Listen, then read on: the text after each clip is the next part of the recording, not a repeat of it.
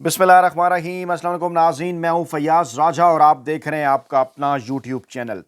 दोस्तों, वफाकी हुकूमत इस्लामाबाद से इंतहाई अहम तरीन और बहुत बड़ी डेवलपमेंट 25 सिविलियंस को 9 मई के मामले पर सजाएं सुनाने के सिर्फ 48 घंटों के अंदर अमरीका, बरतानिया और यूरोप समेत दुनिया के 30 से जायद ममालिक ने इमरान खान की हमायत कर दी है। इस्लामाबाद के सफारती और हुकूमती हलकों में शदीद तरीन बेचैनी के बाद army chief general Asim Munir की साबिक वज़ीर आज़म इमरान खान को सल्यूट करने की तस्वीर एक बार फिर सोशल मीडिया पर बड़ी तेजी से वायरल हो रही है। ज़राए का यह दावा है कि कल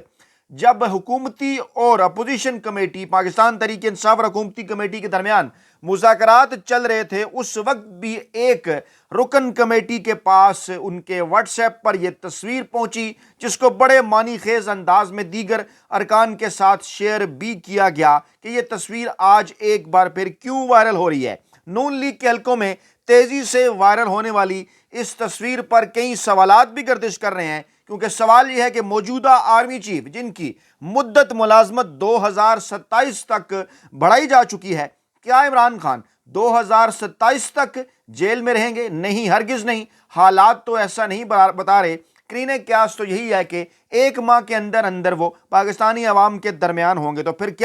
क्या इमरान खान 2027 तक इक़्तिदार में नहीं आएंगे, या क्या 2027 तक मुल्क में कोई इलेक्शन नहीं होंगे? ऐसा भी होना मुमकिन नहीं, क्योंकि वो दिन जब इमरान खान जेल से बाहर आएंगे उसके अगले 3 माह के अंदर यह हुकूमत घर चली जाएगी, ऐसा दावा है मुस्लिम लीग नून के अंदरूनी हलकों का भी। और फिर क्या सवाल यह पैदा होता है कि अगर इमरान खान नए इलेक्शन के बाद पाकिस्तान के मुंतखब वज़ीर आज़म बनकर सामने आ जाते हैं, तो क्या मौजूदा आर्मी चीफ उन्हें सल्यूट नहीं करेंगे? ऐसा भी आइन और कानून के तहत मुमकिन नहीं। तो फिर अगर ऐसा हो जाता है, इमरान खान इलेक्शन जीत कर वज़ीर आज़म बन जाते हैं, या मैंडेट की वापसी की सूरत में इमरान खान के पास इक़्तिदार वापस आ जाता है और मौजूदा army chief general Asim Munir 2025 के बाद भी पाकिस्तान के आर्मी चीफ होते हैं, जैसा कि उनकी मुद्दत मुलाजमत बढ़ा दी गई है, तो फिर क्या सूरत हाल होगी? उनके सल्यूट करने के बाद आज तक के इन दिनों के गुज़श्ता 2 बरसों के उनके तमाम तर जो इक़दामात हैं, उनकी क्या अहमियत रह जाएगी? यही आज के अहम तरीन और बड़े सवालात हैं, क्योंकि वो दिन अब ज़्यादा दूर नहीं कि इमरान खान पाकिस्तानी अवाम के दरमियान होंगे। आज अडयाला जेल में इमरान खान से अहम तरीन मुलाकातें हुई, जिनमें इमरान खान की बुशरा बीबी से, बैरिस्टर गौहर से और फैसल चौधरी से मुलाकात पाकिस्तानी रवायती मीडिया पर रिपोर्ट होगी। लेकिन ज़राए का यह दावा है कि गुज़श्ता 3 दिनों में इमरान खान से 3 अहम तरीन मुलाकाती मिले और उनकी मुलाकातें पुरस्कार अंदाज में मीडिया की जीनत नहीं बन सकी। जी हाँ, ज़राए का दावा है कि गुज़श्ता 3 दिनों के अंदर एक साबिक जज, एक साबिक जर्नैल और एक साबिक ब्यूरोक्रेट की ये 3 मुलाकातें मुस्तकबिल के सियासी सिनेरियो के हवाले से आइंदा आने वाले दिनों में इंतहाई अहम तरीन किरदार अदा करने जा रही हैं। मामलात तमाम तर अडयाला जेल में कैदी नंबर 804 के हाथ में हैं, और मुज़ाकरात जितना मर्जी हुकूमत की और पाकिस्तान तहरीक इंसाफ की कमेटियां खेलती रहें, फाइनल, आखिरी और हतमी फैसला इमरान खान ही का होगा। इस वक्त इस्लामाबाद के अंदर सूरत हाल क्या है कि सुबह 6:20 पर अमरीकी सफारत खाने की जानिब से एक हंगामी बयान जारी किया जाता है। उससे पहले मैथ्यू मिलर एक ट्वीट करते हैं, तर्जमान अमरीकी महकमा खारजा के, जो कि रूटीन की अपनी मीडिया ब्रीफिंग के बाद एक जुमला चुनकर ट्वीट करते हैं, और वो पाकिस्तान में जो फौजी अदालतों से 9 मई के मामले पर सिविलियंस को सजाएं दी गईं, उस पर शदीद तरीन तशवीश का इजहार होता है अमरीका की जानिब से। फिर उसके बाद वो ट्वीट करते हैं, और अमरीकी सफारत खाना ये खबर सुबह 6:20 पर मीडिया के लिए जारी करता है। इंतहाई गैर मामूली सूरत हाल है। इससे पहले रात के बरतानिया की जानिब से भी शदीद तरीन तशवीश का इजहार किया जाता है, और उससे पीछे चले जाएं 12 घंटे पहले तो पूरी यूरोपीय यूनियन, जिसमें 27 ममालिक शामिल हैं यूरोप के, उनकी जानिब से भी शदीद तरीन तशवीश का इजहार किया जाता है 9 मई की सज़ाओं के हवाले से। गोया कि इस वक्त गैर जानिबदार हलकों का यह कहना है कि दुनिया के 30 के करीब ममालिक की जानिब से 9 मई की सज़ाओं पर जो रद्द अमल है, उसने इनकी अहमियत, उनकी ख़ास तौर पे उनके गिर जो हाला बुना गया था कि जनाब ये सज़ाएं आइन और कानून के तहत हुई, उसको मुकम्मल तौर पर ख़त्म करके रख दिया है। और आज के जो बयानात हैं, خاص طور پہ اگر ہم سابق صدر مملکت ڈاکٹر عارف الوی کا بیان ہم آپ کے سامنے رکھیں، بڑا امپارٹنٹ ہے۔ انہوں نے آج کہا کہ جناب جو ستارے ہیں ان کی چال بدل چکی ہے اور ستارے حرکت میں آ چکے ہیں، 1-1.5 ماہ میں عمران خان رہا ہو جائیں گے۔ اور یہ بات ڈاکٹر عارف الوی جیسے سنجیدہ شخص ایک ایسے ماحول کے اندر کر رہے ہیں جب عمران خان سے مذاکرات موجودہ حکومت کو اسٹیبلشمنٹ کی خواہش پر کرنا پڑ رہے ہیں، اور دوسری جانب سے عالمی سطح پر موجودہ منتخب حکومت اور پاکستانی اسٹیبلشمنٹ پر شدید ترین دباؤ آ چکا ہے۔ سابق صدر مملکت اور تحریک انصاف کے رہنما ڈاکٹر عارف الوی نے آج پیشگوئی کی پشاور ہائی کورٹ میں میڈیا سے گفتگو کرتے ہوئے کہ تبدیلی آنے والی ہے، ستارے حرکت میں آگے ہیں، 1-1.5 ماہ میں عمران خان رہا ہو جائیں گے۔ اور پھر انہوں نے کہا جناب کہ عمر ایوب کو مذاکرات کے لیے کل مذاکراتی ٹیم میں ہونا چاہیے تھا، اور وہ یہاں ہائی کورٹ میں کیسز بھگت رہے ہیں، پہلے کیس تو واپس لے لیں۔ جو کام کے لوگ ہیں وہ سارے کے سارے جو ہیں وہ عدالتوں میں گھوم رہے ہیں۔ انہوں نے کہا کہ صرف عمران خان جیل میں بیٹھ گئے، جناب اس بات کو جو ہے وہ انہوں نے وہ موجودہ حکومت نے یہ سمجھ لیا کہ عمران خان اگر جیل کے اندر بیٹھ گئے تو پاکستان کے اندر وہ اپنی مرضی کے مطابق تمام تر چیزیں ڈھال لیں گے۔ ایسا نہیں ہو سکا۔ عمران خان نے کہا تھا کہ وہ جیل سے باہر خطرناک ہیں اور جیل میں جا کر پہلے سے بھی زیادہ خطرناک ہو جائیں گے۔ کل بلکہ سوشل میڈیا پر ایک جو ہے وہ ٹویٹ جو ہے وہ بڑا وائرل رہا کہ جناب ایک پروگرام کے اندر اینکر نے کہا کہ عمران خان جو ہے وہ اگر جیل سے باہر آ گئے تو ساری بازی پلٹ جائے گی، جس کے جواب میں پاکستان تحریک انصاف کے رہنما نے کہا کہ عمران خان اگر مزید کچھ عرصہ جیل کے اندر رہ گئے تو مزید ساری کی ساری بازی پلٹ جائے گی۔ یعنی انتہائی خطرناک ترین صورتحال موجودہ حکومت کے لیے، موجودہ اسٹیبلشمنٹ کے لیے۔ ڈاکٹر عارف الوی نے کہا کہ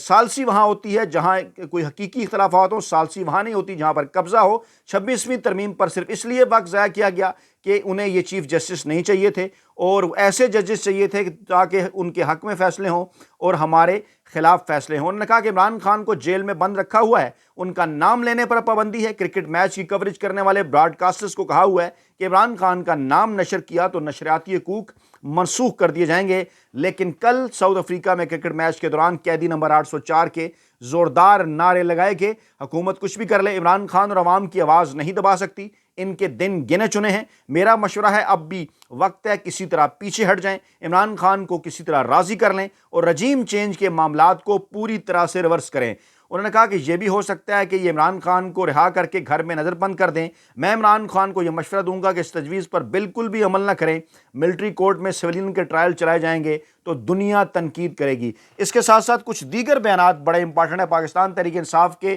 رہنما اسد کیسر نے واضح کر دیا، انہوں نے کہا جناب ہم نے اپنے مطالبات حکومت کے سامنے جو ہیں وہ رکھ دیے ہیں۔ ان کے مطالبات کے اندر اہم ترین چیزیں کیا ہیں؟ 3 اہم ترین پوائنٹس ہیں۔ انہوں نے کہا جناب کہ ملک میں لاقانونیت بند کی جائے، عمران خان اور سیاسی قیدیوں کو فی الفور رہا کیا جائے، 9 مئی اور 26 نومبر کے واقعات کی جوڈیشل انکوائری کی جائے۔ یعنی پاکستان تحریک انصاف 100% اپنے موقف کے اوپر جو ہے وہ کھڑی ہوئی ہے، اس موقف سے 1 انچ بھی جو ہے وہ پیچھے ہٹنے کے لیے تیار نہیں۔ دوسری جانب جناب اگر ذکر کیا جائے پرویز اشرف صاحب کا جو کہ اس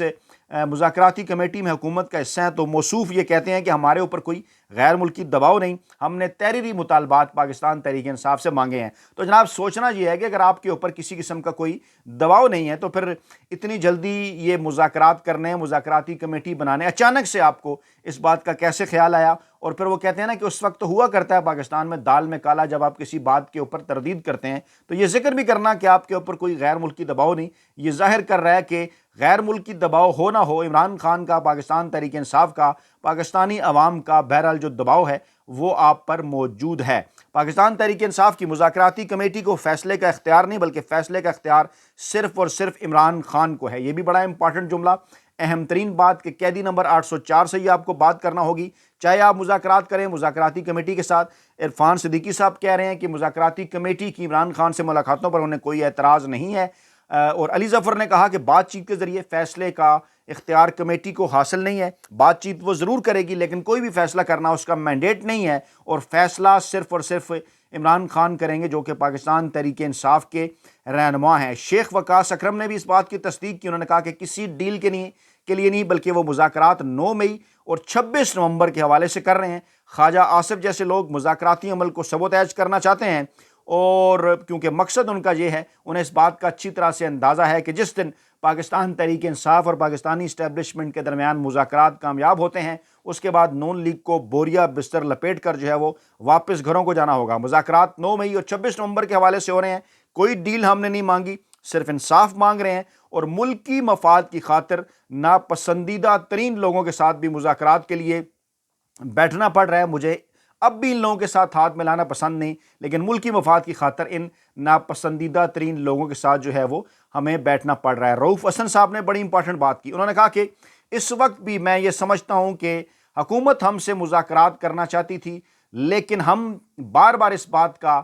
ذکر کر رہے تھے، بار بار ہم یہ بات کر رہے تھے کہ مذاکرات اسٹیبلشمنٹ کے ساتھ ہو گئے، اور جب ہمیں اس بات کی یقین دہانی کرائی گئی کہ یہ مذاکرات اسٹیبلشمنٹ ہی سے ہو رہے ہیں اور حکومت نہیں بلکہ اسٹیبلشمنٹ ہی پاکستان تحریک انصاف سے مذاکرات کر رہی ہے، تو اس کے بعد پھر ہم ان مذاکرات کے اوپر راضی ہوئے، کیونکہ ڈیفینیٹلی براہ راست اسٹیبلشمنٹ کے ساتھ اس طرح سے مذاکرات تو انتہائی غیر معمولی ہوتے، کیونکہ اسٹیبلشمنٹ کا یہ کہنا ہے کہ وہ سیاست کے اندر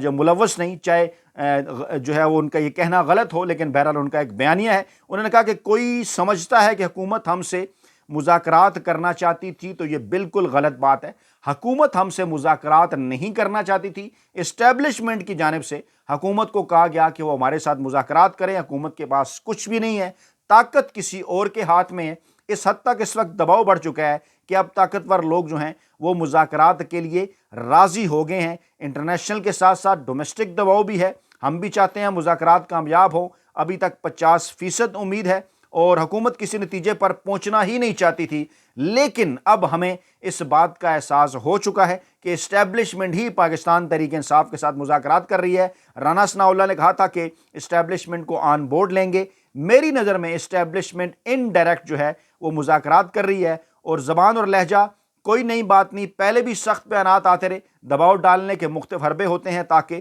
مذاکرات کے اوپر راضی کیا جا سکے۔ یورپی یونین کے ساتھ ساتھ امریکہ، برطانیہ سے عالمی سطح پر دباؤ کا سامنا ہے، اور حکومت کا ارادہ نہیں تھا، غیر ارادی طور پر وہ مذاکرات کر رہی ہے، اور ہمارے مطالبات میں سے اگر ایک مطالبہ بھی مانا جاتا ہے تو حکومت ختم ہو جاتی ہے، اور ایک مطالبہ تو یہ ہے کہ پاکستان تحریک انصاف سمیت تمام سیاسی قیدیوں کو رہا کیا جائے، اور دوسرا مطالبہ یہ ہے کہ 9 مئی اور 26 نومبر کے تحقیقات کے لیے جوڈیشل کمیشن بنایا جائے۔ یہ بڑا امپارٹنٹ ہے، اس حوالے سے پاکستان تحریک انصاف پوری کی پوری جو ہے وہ ایک پیج کے اوپر نظر آتی ہے، اور اسد قیصر نے بھی کہا یہی بات، رؤف حسن نے بھی یہی بات کی، علی ظفر صاحب نے بھی یہی بات کی، اور اس کے ساتھ ساتھ جناب شیخ وقاص اکرم بھی یہی بات کر رہے ہیں، ڈاکٹر عارف علوی نے بھی یہی بات کی ہے، اور سابق وزیر اطلاعات، سابق وفاقی وزیر عوامی مسلم لیگ کے سربراہ شیخ رشید صاحب، ان کا بھی خاصے طویل عرصے کے بعد ایک بیان سامنے آیا کہ عوام بہت نالاں ہیں، چاہتے ہیں کہ اس حکومت کا جلد خاتمہ ہو۔ مجھے مذاکرات کی یہ جو بیل ہے یہ منڈے چڑھتی نظر نہیں آ رہی، لیکن مذاکرات کی ابتدا ہونی چاہیے تھی۔ قوم کی خواہش ہے کہ مذاکرات کا کوئی نہ کوئی نتیجہ نکلے، اور لیکن ہمیں ان مذاکرات کو مذاق کی رات نہیں بنانا، بلکہ ان مذاکرات کو کامیاب بنانا ہے، اور اگر 26 نومبر 9 فروری کے معاملات پر جوڈیشل کمیشن بنتا ہے تو قوم کے لیے امید کی کرن ہوگی۔ اچھا، ایک بات، ایک نقطہ وہ آپ نے نوٹ کیا جس پر تمام پاکستان تحریک انصاف پوری کی پوری، اور ان کے سابقہ علائی شیخ صاحب کا بیان بھی میں نے آپ کے سامنے رکھا، ایک ہی مطالبہ، اور وہ مطالبہ کیا ہے؟ وہ یہ 26 نومبر اور 9 مئی کے معاملے کے اوپر جوڈیشل کمیشن کا قیام، جو کہ ان دونوں واقعات کی جو ہے وہ جوڈیشل جو کمیشن ہے وہ ان کی غیر جانبدارانہ تحقیقات کرے، نتائج جو ہے وہ پاکستانی عوام کے سامنے رکھے، اور اس سے ساتھ ساتھ دوسرا یہ مطالبہ کہ جتنے بھی سیاسی قیدی، بے گناہ قیدی 9 مئی کے حوالے سے ہوں، 26 نومبر کے حوالے سے ہوں، پاکستان تحریک انصاف کے اس دوران جو پروٹیسٹ ہوتے رہے اس کے حوالے سے ہوں، بشمول عمران خان، ان تمام کو جو ہے وہ رہا کیا جائے۔ اور اس وقت اسلام آباد کے باخبر حلقوں کا یہ دعویٰ ہے کہ یہ جو فیصلہ